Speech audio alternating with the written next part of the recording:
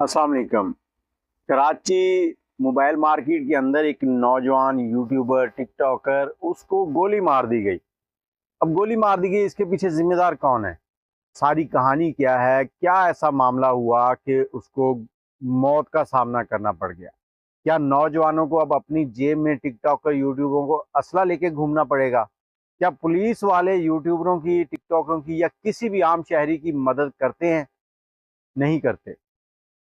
अब सरीना के अंदर ये शख्स जो है, जो पता चला है कि वीडियो बना रहा था, इसने सरीना मोबाइल मार्केट की जो कमेटी है उससे पहले इजाज़त ली है, क्योंकि वो शख्स 32 साला एक नौजवान है जो कि 2 बच्चों का बाप भी है और वहाँ पर यूट्यूब के लिए वीडियो बना रहा था, क्योंकि पाकिस्तान और इंडिया का टाकरा आ रहा था। अब उस वीडियो के लिए गार्ड के साथ उसकी कोई बहस हो गई या क्या मामला हुआ, लेकिन वो सामने नहीं आया अभी तक। लेकिन गार्ड ने उसको गोली मार दी। जब गार्ड को गिरफ्तार किया गया, उससे पूछा गया, तो वो उर्दू नहीं बोल सकता, पंजाबी नहीं बोल सकता, इंग्लिश नहीं बोल सकता। वो कहता है कि मुझे सिर्फ पश्तो आती है। अब पुलिस बेबस, पुलिस ने एक पश्तो भाई को पकड़ा और पकड़ के उसको सामने लाए, उसके सामने बिठाया है। उसने फिर तर्जमा करके बताया और वो सामने से कह रहा है कि बस हमने गोली मार दिया तो मार दिया। यार देखो, क्या कर रहे हो? ये तो एक वाकया जो मार्केट के अंदर हुआ तो सामने आ गया, लेकिन बहुत सारे ऐसे मामलात हैं कि लोगों के बच्चों को ये वर्दी वाले जो हैं, नीली पीली वर्दी, ये लोग गोली मार देते हैं बिना सोचे। क्यों? क्योंकि कंपनी के पीछे तो हाथ है कर्नल साहब का, जनरल साहब का। पता नहीं वो कौन से कर्नल होते हैं जो ये कंपनियां बना लेते हैं सिक्योरिटी की। इनके कोई भी मामलात हो जाए, उसको ना तो पुलिस हाथ डालती है, ना कोई और इदारा हाथ डालता है। अब फिर यही होगा कि जितने नौजवान हैं, अगर आपका कोई क्रिमिनल रिकॉर्ड नहीं है और आप बाहर इस तरह के कोई काम करते हैं, कोई वीडियोस बनाते हैं, तो आपको चाहिए कि अपना लाइसेंस बनवाएं, अपने साथ रखें असला। अब मैं यहाँ रोज वीडियो बनाता हूँ, उसकी वजह क्या है? आप देखते होंगे ये दरख्त आ रहे हैं, बस मैं यहीं पे बैठा हूँ। अगर हम वीडियो बनाने जाएं तो किसी भी घर के पास कोई अच्छी लोकेशन है, किसी पार्क में चले जाएं, तो पार्क के अंदर जो अमला होता है, जो सफाई वाला, वो आ जाता है। यहाँ वीडियो बनाना अलाउ नहीं है। भाई यहाँ अलाउ नहीं है तो हम कहाँ जाएं? गली में चले जाएं, गली में सिक्योरिटी गार्ड बैठा है, वो कहता है यहाँ वीडियो बनाना अलाउ नहीं है। वजह क्या है जो वीडियो बनाना अलाउ नहीं है?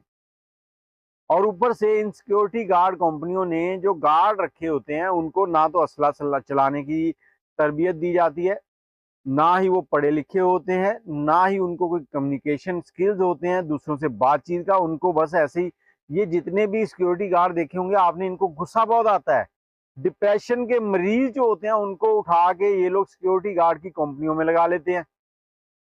अब ये सारे मामला हो रहे हैं, लेकिन यहाँ पर जो गरीब के बच्चे मर रहे हैं, वो जो यूट्यूबर मर गया है, उसके 2 बच्चे हैं, यतीम हो गए, उनका कौन जिम्मेदार है? और कराची शहर के अंदर कई जगह पे आपने ऐसे देखा होगा कि कहीं स्नैचिंग हो रही है, जो लड़का अपने बचाव के लिए ही अब लड़ रहा है, करीब खड़ा सिक्योरिटी गार्ड उसी को गोली मार देता है। फिर कई बार ऐसे होता है कि आपके साथ किसी ने बाइक पे जा रहे हैं, आपको किसी ने टक्कर मार दी है, गलती भी उसकी है, और पुलिस वाला आता है, बात करता है। जब वो देखता है कि उसका ही वो जोड़ीदार है, मतलब हम जुबान है, तो वो उसकी फेवर लेता है, उसको कहता है ठीक है तुम्हारी गलती है लेकिन तुम जाओ। ये सारे मामला कब सुधरेंगे? हमारा मुल्क किस तरफ जा रहा है, हमें ये समझ नहीं आ रही। इस लड़के को गोली मारने की वजह क्या थी? क्या अब उस सिक्योरिटी गार्ड को कोई सजा होगी? और उसके बाद अगर कोई ऐसा मामला हो भी जाए, कोई तल्ख कलामी, कोई हाथापाई हो जाए, किसी के साथ कोई गालम गलोच हो जाए, थाने पहुंच जाएं हम लोग, तो थाने वाले पहले हमें कहते हैं कि चाय पानी पिलाओ। भाई वो चोर को पकड़ो, तुम लोग तनख्वाह लेते हो, तनख्वाह नहीं लेनी, सिर्फ चाय पानी पिलाओ हमें।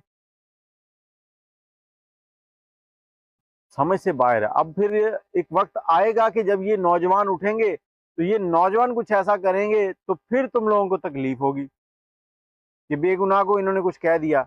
जब तुम लोग ये सब कुछ कर रहे हो, एक बेगुनाह लोगों को मार रहे हो, क्या तुम्हें शर्म नहीं आ रही? इन सिक्योरिटी इदारों को ये समझ नहीं आती कि हमें लोगों को जब भर्ती करना है तो उनका प्रॉपर टेस्ट लेना है। ये सिर्फ अपने पैसे बनाने के लिए कि एक नॉलेज वाला समझदार वर्कर रखेंगे तो वो सैलरी ज्यादा मांगेगा। ये लोग डिप्रेशन के मरीज उठाते हैं, उनको ला के जॉब पे बिठा लेते हैं। जॉब पे बिठा के उनको 10-12 हज़ार 15 हज़ार तनख्वाह दे रहे हैं, वो 12 घंटे की ड्यूटी कर रहा है और उसके बाद चला जाता है। अब वो 12 घंटे ड्यूटी दे के रात को जाके फिर दूसरी जगह ड्यूटी देता है, फिर सुबह 2-3 घंटे सो के उठता है और आ जाता है ड्यूटी पे। वो तो हो गया डिप्रेशन का मरीज जिसकी नींद ही पूरी नहीं हुई।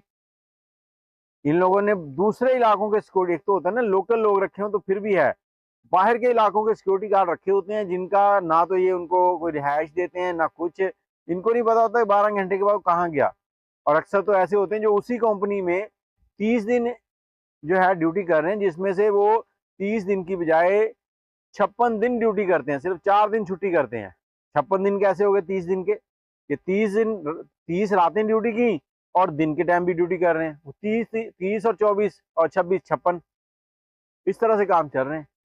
लेकिन मारा कौन जा रहा है? गरीब का बच्चा, जो अपनी जद्दोजहद में लगा हुआ है कि अपने खानदान के लिए रोजगार का कोई जरिया बनाए और उनके लिए अच्छा रोजगार पैदा करे।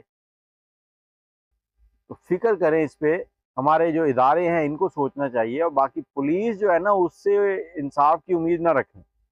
पुलिस वाले तो बस क्या कहूँ उनके बारे में।